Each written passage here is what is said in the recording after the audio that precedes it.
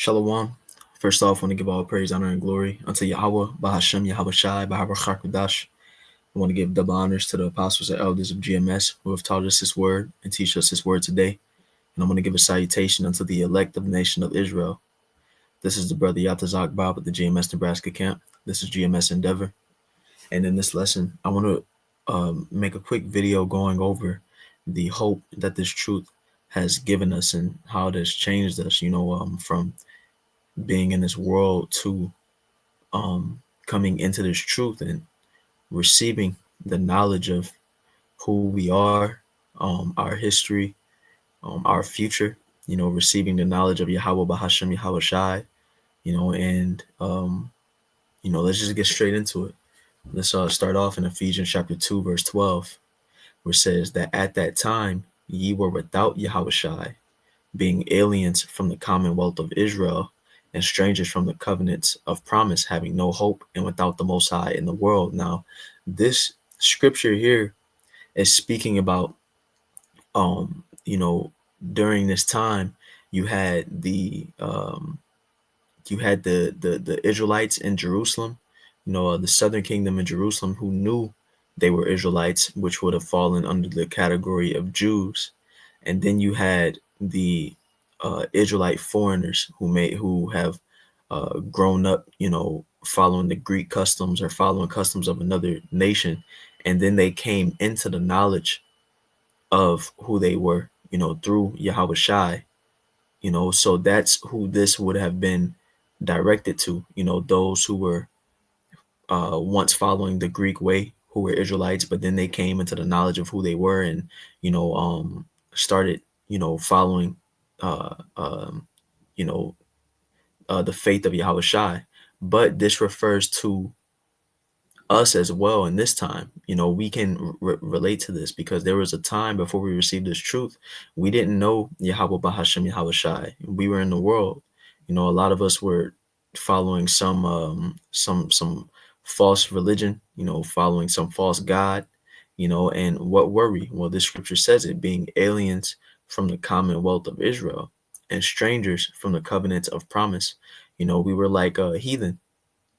We were on the outside and we didn't know about our history. We didn't know about why we are in the position that we're in right now, serving serving the heathen, being ruled over by Esau. We didn't know about the covenant that we made with the Lord that we broke. We didn't even know we was Israelites, and based off of that, what does it say? It says having no hope and without the Most High in the world.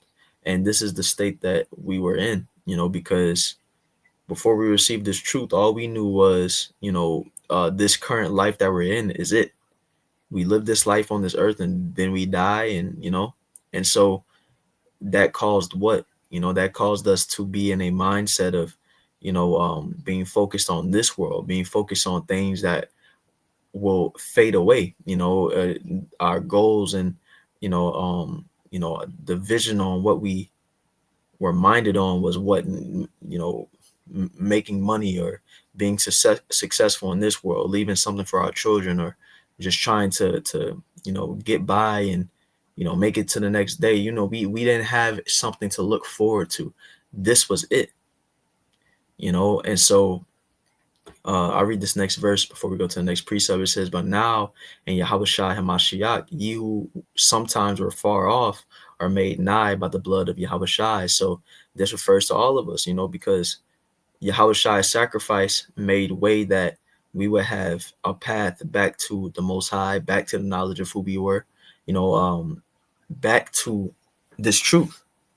And now that we have received this, we know, what's going on. Let's grab 2 Peter chapter 3, verse 13. It says, nevertheless, we, according to his promise, look for new heavens and a new earth, wherein dwelleth righteousness.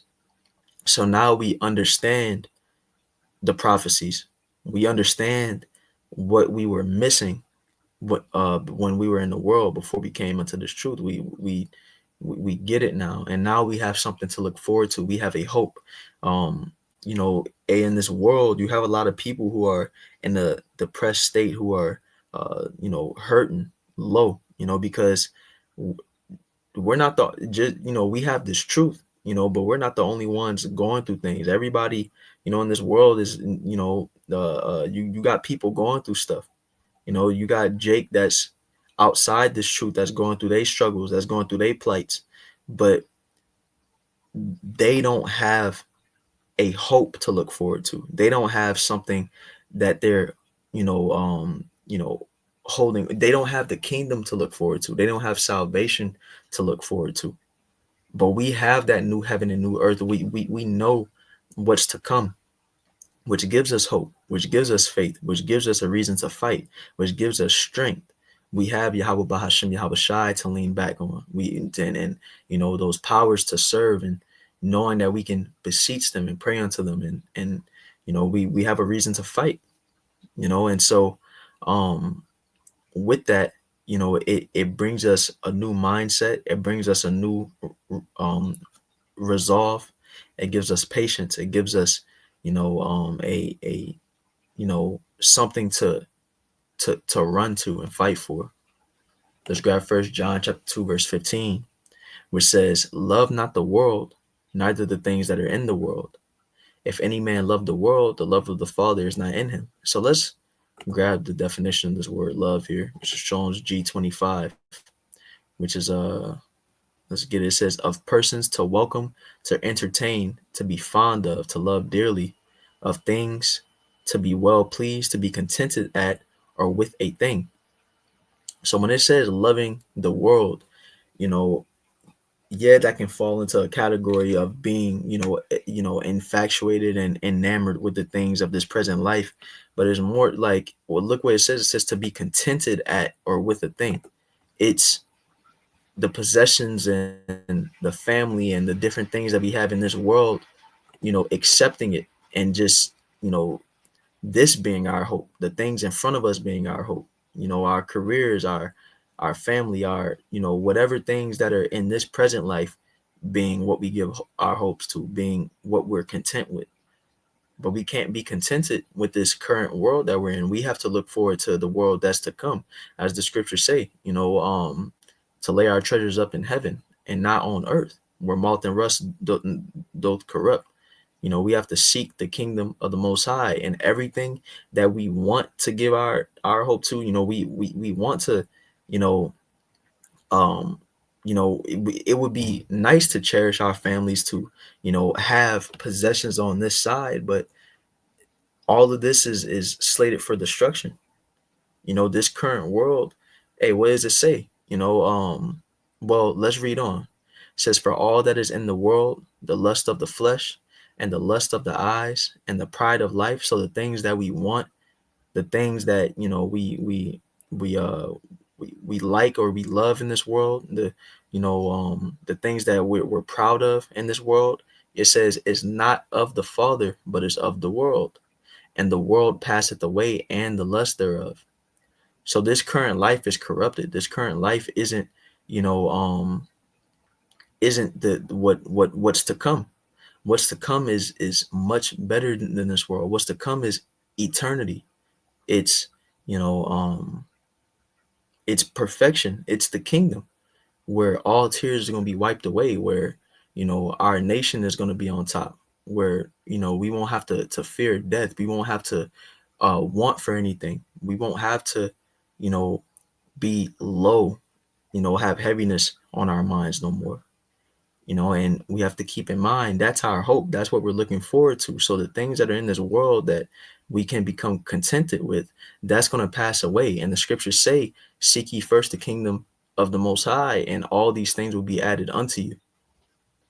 So we have to look forward to the hope that has been placed in our hearts by this truth, and know that the things that we want, the lust that we have in this flesh, and I don't mean, wickedness, but I mean the things such as our kids that we may have to let go of, or our families that we have to separate from, or anything. Those are just the first examples coming to mind at the moment, but those things will be added to us in the kingdom. We gotta let go of those things right now, because that's going to pass away.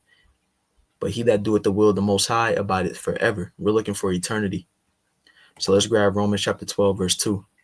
And be not conformed to this world, but be ye transformed by the renewing of your mind. And coming into this truth, it transforms our mind. We change our way of thinking. We change our way of what we value, what we understand, for and what we know. And part of that transformation is looking forward to the kingdom.